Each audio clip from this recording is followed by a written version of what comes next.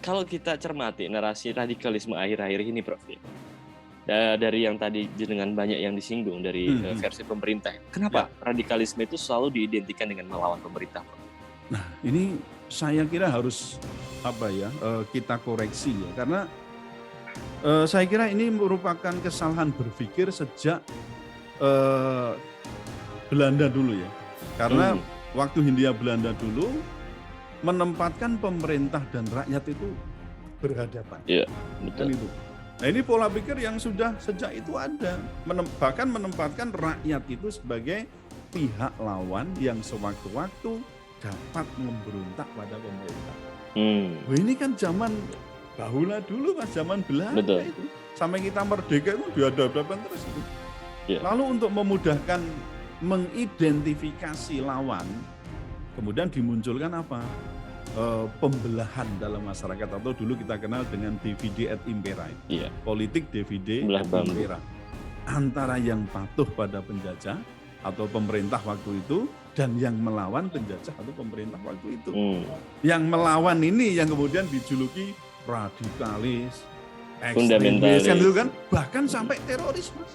Iya. Loh, semua pergerakan kalau kita lihat ya, semua pergerakan nasional kita itu kan dulu juga dijuluki demikian ya. Oh, radikal, kelompok-kelompok radikal. Nah, anehnya sekarang ini budaya penjajah itu masih terus ingin dilestarikan oleh penguasa sekarang. Yang ingin apa? Mengidentifikasi orang-orang yang mengkritik kebijakan itu sebagai lawan, yang kemudian dijuluki apa? Kelompok radikal kan itu kan? Betul. Dikatakan ekstremis, apalagi kalau sudah menyangkut umat Islam gitu ya.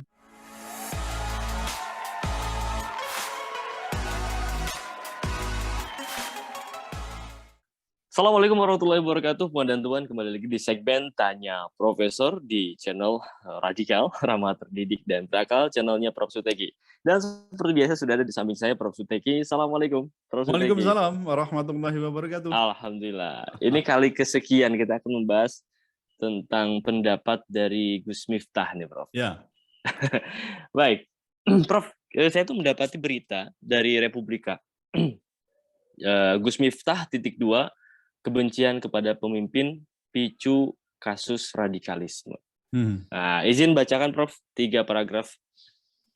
Pimpinan pesantren Ora Aji Yogyakarta, Gus Miftah, memandang salah satu tindakan yang menjadi awal pemicu terjadinya kasus radikalisme adalah penanaman rasa kebencian kepada pemimpin. Saya melihat awal dari kasus-kasus intoleransi kemudian masuk ke dalam radikalisme, salah satunya adalah menanamkan kebencian kepada pemimpin. Ujar Gus Miftah. Jika ada pihak yang tidak setuju dengan kebijakan ataupun hal-hal yang dilakukan pemimpin dan meyakini hal tersebut keliru, Gus Miftah mengimbau mereka untuk menyampaikan nasihat atau meluruskan kekeliruan itu secara lembut, bukan dengan kebencian. Oke. Yeah. Yang ingin saya pertanyakan pertama kali pada Prof. Suteki, Prof. Bagaimana Prof. Suteki merespon pendapat soal kebencian kepada pemimpin yang picu radikalisme, Prof? Ya, selama ini kan rata-rata ya, radikalisme itu muncul disebabkan karena ketimpangan sosial, kan begitu. Itu yang biasa kita pahami dari sana. Nah, kalau kemudian ada Gus Miftah yang lebih ke menyatakan bahwa radikalisme itu bermula dari kebencian, atau bisa dikatakan kebencian pangkal dari radikalisme, saya kira ini bisa dikatakan radikal varian baru gitu ya.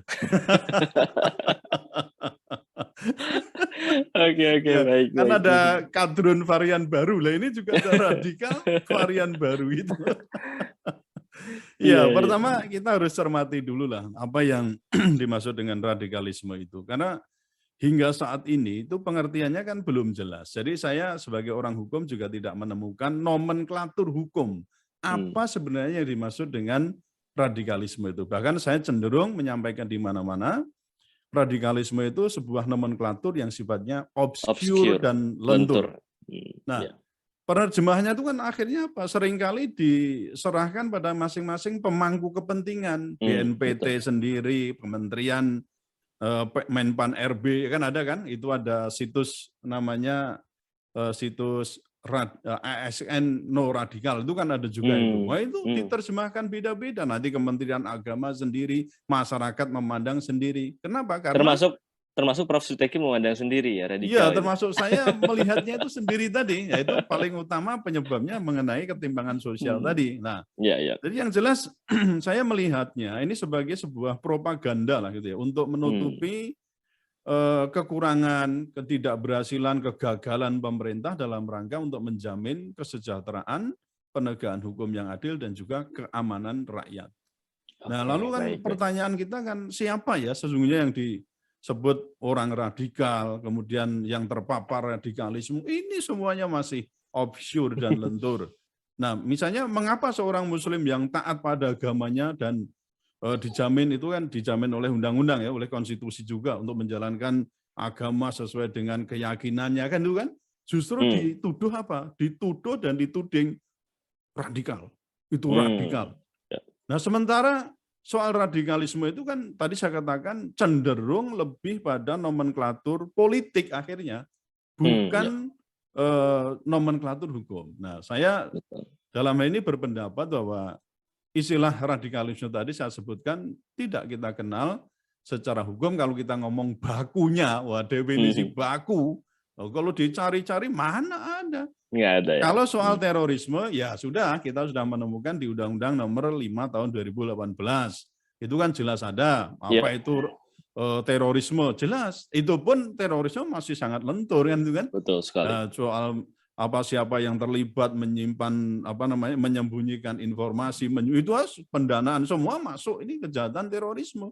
Jadi juga sangat lentur sekali. Nah, ketika definisi secara hukum itu masih kabur, maka nomenklatur radikalisme itu menjadi sangat seksi ya untuk dimanfaatkan sebagai alat apa? Alat rekayasa, penyelamatan kepentingan atau mungkin juga kekuasaan. Nah, saya sebut sebagai as a tool of interest engineering. Wah gitu. Jadi pura-puranya ilmiah dikit aja. Jadi itu bisa semacam itu. Dan tadi cenderung sebagai alat gebuk untuk pihak-pihak yang berseberangan dengan penguasa itu. Wong diam saja itu loh bisa dianggap terpapar radikalisme, apalagi yang bangkit, anggit nalarnya, kemudian juga punya perilaku kritis. Nah, ini hal-hal yang saya kira pertama harus betul-betul kita pahami, karena dari sisi hukum memang harusnya radikalisme itu punya karakter yang juga ada kepastian hukumnya. Jadi harus tertulis, jelas, dan tidak ambigu atau tidak wayuh arti itu. Nah, lalu ada sedikit saya perlu jelaskan di sini. Di tengah ketidakpastian itu kan kemudian muncul ya. Jadi ada definisi dan juga indikasi terhadap apa itu namanya radikalisme. Ya, atau orang yang terpapar radikalisme. Ini BNPT pada tahun 2016 itu pernah mendefinisikan radikalisme itu sebagai sikap yang menginginkan perubahan total dan revolusioner. Dengan apa? Dengan menjungkir balikkan nilai-nilai, ya berarti nilai-nilai yang sudah ada mapan begitu secara apa? Drastis.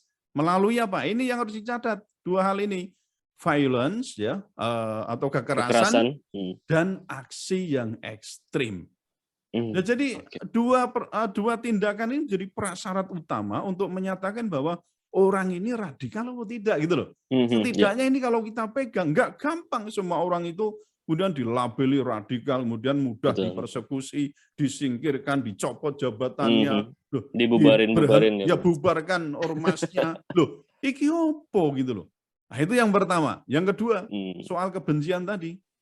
Apa sih yang dimaksud dengan kebencian? Ya toh? Nah, kebencian itu apa coba? Nah, kalau saya baca di sini di Wikipedia itu ya, ini dasarnya juga KBBI kan. Kebencian itu merupakan emosi yang sangat kuat, yang sama kuatnya dengan cinta dan melambangkan ketidaksukaan, permusuhan atau antipati terhadap seseorang, sesuatu barang atau hal atau fenomena. Nah, hal ini merupakan sebuah keinginan untuk menghindari, menghancurkan atau menghilangkan, dan bahkan seringkali ya kebencian itu dilawankan dengan cinta. Padahal kebencian itu ya tidak selalu kan bisa dilawankan dengan cinta, karena lawan cinta itu adalah ketidakpedulian. Padahal orang membenci dalam arti yang Kalau saya katakan ya mungkin ada dua nanti ya. Jadi ada kebencian yang amelioratif, ada kebencian yang peyoratif. Nah, kebencian yang amelioratif itu kebencian yang baik dalam arti memang ini Allah sendiri kan menyuruh supaya kita itu membenci hal-hal yang diharamkan kan itu kan? Betul, betul. Hal-hal yang kezaliman itu wajib kita benci. Tapi kalau membenci tanpa alasan atau kebencian itu sifatnya peyoratif dan destruktif, nah itu yang tidak boleh. Nah, apakah orang yang kemudian mengkritik secara proporsional itu kemudian dikatakan ini pembenci, ini orang yang melawan, ini orang yang melakukan oposisi. Apakah itu? Padahal kan kritik-kritik yang disampaikan itu juga disampaikan secara proporsional, ilmiah kan begitu kan? Nah, saya misalnya taruhlah saya contohnya sendiri, saya mengkritik pemerintah bukan dalam rangka kebencian. Ya kan, tapi kan umpama kok dikatakan kebencian, itu adalah kebencian yang dalam arti yang amelioratif, dalam arti apa? Membenci tindakan-tindakan yang memang itu dibolehkan secara syar'i kan itu kan? Diboleh. Bahkan kalau kita mengatakan rakyat itu kan berhak untuk apa istilahnya itu mengkritisi kebijakan penguasa. Betul kan? Betul. Jadi muhasabah lil hukam ya kalau nggak salah. Jadi bisa mengkritisi penguasa dan itu boleh, dan itu di negara demokrasi tidak boleh dikatakan sebuah kebencian, tapi adalah kritik yang ikut atau ingin untuk membangun negeri juga. Gitu. Oke, menarik. Prof, tadi saya garis bawahi, rakyat itu berhak untuk mengkritik. Berarti rakyat itu berhak untuk tidak suka dong, Prof, ya, pada pemimpin. Ya. Oke. Menurut Prof Suteki, kenapa sih rakyat itu tidak suka pada pemimpin? Iya, suka dan tidak suka itu kan alami. Pemimpin dalam arti keluarga pun ada ya, anak yang tidak suka dan suka pada orang tua itu ada. Itu alami. Yeah. Cuma kesukaan dan ketidaksukaan itu harus rasional kan, itu proporsional. Ketika sudah rasional proporsional, saya kira itu wajar kan itu. Nah, sifat pemimpin yang baik itu kan seperti Rasulullah katakan kan harus apa? Ciri-cirinya adalah amanah kan itu kan, tabligh, fatonah dan juga sidik, betul nggak? Ya, betul. Jadi harus juga mampu mengemban apa yang dipikulkan ya, jadi mandat yang diberikan, juga menjadi seorang yang menyampaikan kebenaran gitu kan, harus cerdas dan jujur, kan itu. Nah kalau kita temukan sebuah fenomena ya, ada seorang pemimpin yang memiliki karakter sebaliknya, misalnya apa? Ya suka berkhianat, tidak menepati janji. Janji-janji kampanye dobol kan misalnya. Kan itu janji-janjinya waduh sudah banyak yang artinya enggak ditepati, bukan hanya dikhianati tapi juga tidak ditepati. Apalagi ditambah bodoh. Bikin janji baru lagi ya toh. Ya, betul kan? Kemudian juga culas. Nah, ini pasti akan menimbulkan ketidaksukaan oleh rakyat, dan rakyat akhirnya apa? Boleh jadi suatu saat rakyat itu kan menarik kembali mandat yang telah diberikan pada pemimpin itu. Nah, jadi risikonya sungguh berat sebenarnya. Belum lagi nanti persoalan pertanggungjawaban di akhirat kan itu kan. Kenapa kok ini maka ada pemimpin yang dolim macam-macam? Karena ada akhirat kan gitu. Jadi kalau misalnya tidak ada akhirat, mungkin orang dolim semua. Ya kan, pemimpin itu dolim semua semau-maunya. Tapi justru karena kita yakin di akhirat ada, ya bukan soal wajar tidak, tapi memang orang itu boleh berperilaku apa saja, tapi suatu saat tetap nanti akan dimintai pertanggungjawaban. Kan itu kan? Seorang pemimpin itu akan dimintai terhadap apa yang dipimpinnya. Kulukum ra'i wa kulukum mas'ulun an ra'iyatihi. Kalau nggak salah begitu. Betul. Ya.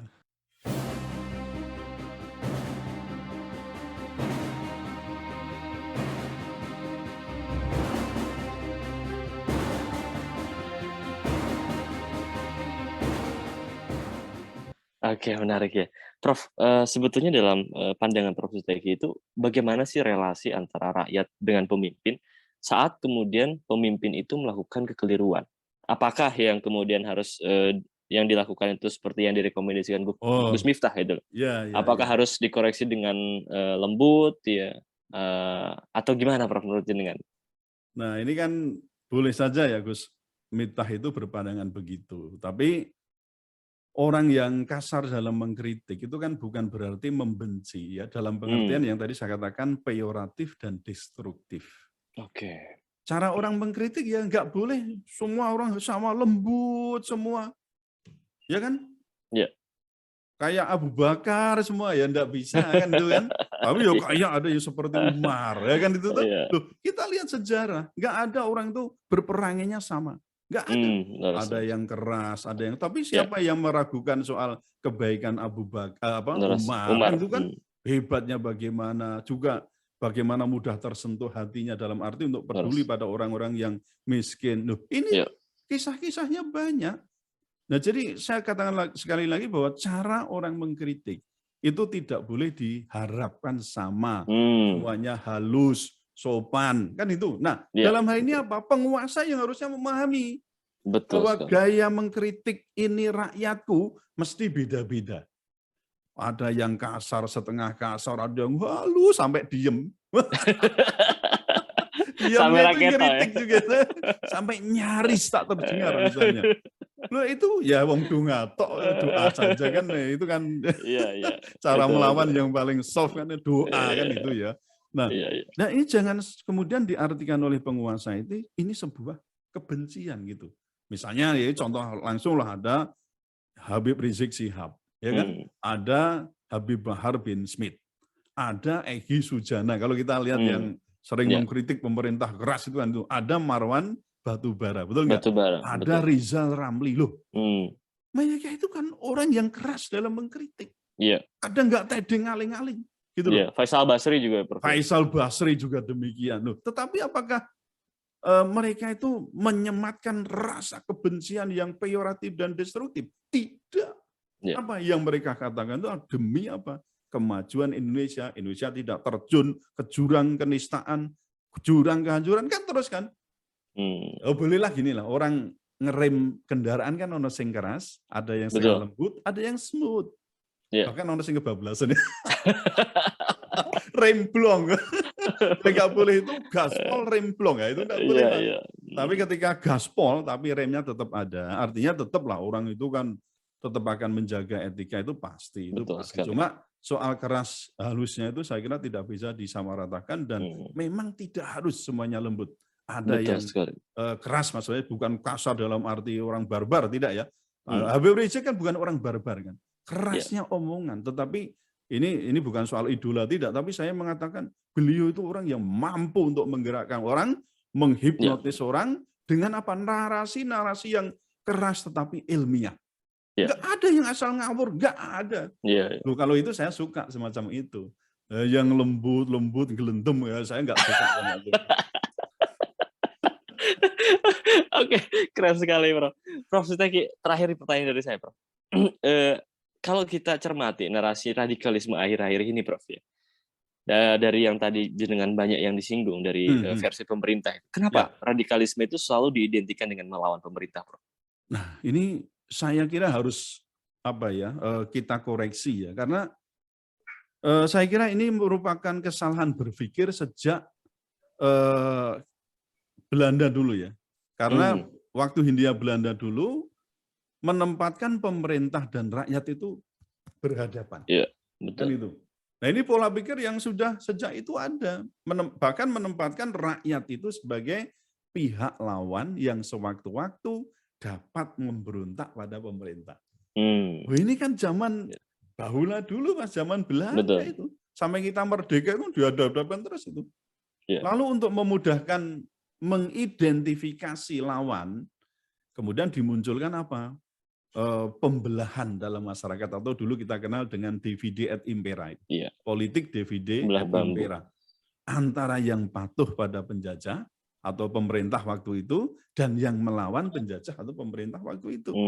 Yang melawan ini yang kemudian dijuluki radikalis, ekstremis, kan itu kan, bahkan sampai teroris, Mas. Loh, semua pergerakan kalau kita lihat ya, semua pergerakan nasional kita itu kan dulu juga dijuluki demikian kan. Oh, radikal, kelompok-kelompok radikal. Nah, anehnya sekarang ini budaya penjajah itu masih terus ingin dilestarikan oleh penguasa sekarang. Yang ingin apa? Mengidentifikasi orang-orang yang mengkritik kebijakan itu sebagai lawan yang kemudian dijuluki apa? Kelompok radikal kan itu kan. Dikatakan ekstremis, apalagi kalau sudah menyangkut umat Islam gitu ya. Karena banyak kasus ya, orang-orang Muslim lah, taruhlah paling banyak kan begitu ya, yang mencoba untuk mengkritik pemerintah dan juga istiqomah ya terhadap ajaran Islam itu dinilai sebagai orang yang terpapar radikalisme, bahkan ekstremisme yang oleh pemerintah itu dinarasikan sebagai apa? Bibit-bibit dari terorisme. Wah, itu berat itu. Nah, saya kira ini tidak fair ya, bahkan saya berpendapat kontraproduktif ya. Dengan upaya kita untuk apa? Menyatukan keragaman yang ada di negeri ini. Dan ini boleh dikatakan tadi, ini adalah propaganda saja. Karena masalah utama di negeri ini bukan soal radikalisme, tetapi tadi persoalan ketimpangan sosial. Nah, ini jadi kita harus paham betul di sini, kalau memang kita ini sadar ya bahwa bangsa ini adalah berbineka, beragam, termasuk dalam SARA kan itu. Konstitusi juga menjamin bagaimana kelompok agama boleh menjalankan ibadahnya dan kepercayaan sesuai dengan keyakinan. Itu mestinya apa? Kewajiban di sisi lain apa? Kalau rakyat berhak, negara mesti menjamin apa? Wajib menghormati, meyakini pelaksanaan keyakinan itu apa? Tanpa tuduhan radikal gitu loh. Nah, jangan kemudian tadi ya, apalagi dihubungkan dengan kebencian menurut saya tidak pas. Karena tadi radikalisme itu sebenarnya bukan problem utama negeri ini, melainkan ketimpangan sosial. Dan perlu diketahui bahwa kebencian bukan pangkal radikalisme, melainkan ketimpangan sosial. Gitu. Oke, menarik, luar biasa. Seru sekali, Prof. Serius ini, Mas. Oh, kena saya sendiri kok. Iya. Tapi serius, jawaban Prof. Zeki cukup mencerahkan saya terutama. Juga pastinya Puan dan Tuan semua yang menonton acara ini sampai di pertanyaan keempat. Ya, baik Prof. Zeki, terima kasih ya. Terima kasih juga pada Puan dan Tuan yang sudah menonton acara ini ya sampai di sesi pertanyaan keempat. Tetap like, comment, share, dan juga subscribe channel Prof. Zeki. Nantikan video-video kita berikutnya, karena kita akan senantiasa mengulas isu-isu viral secara radikal, ramah, terdidik, dan juga berakal. Iya, luar biasa. Iya. Baik, saya pamit undur diri. Terima kasih. Assalamualaikum warahmatullahi wabarakatuh. Waalaikumsalam warahmatullahi wabarakatuh.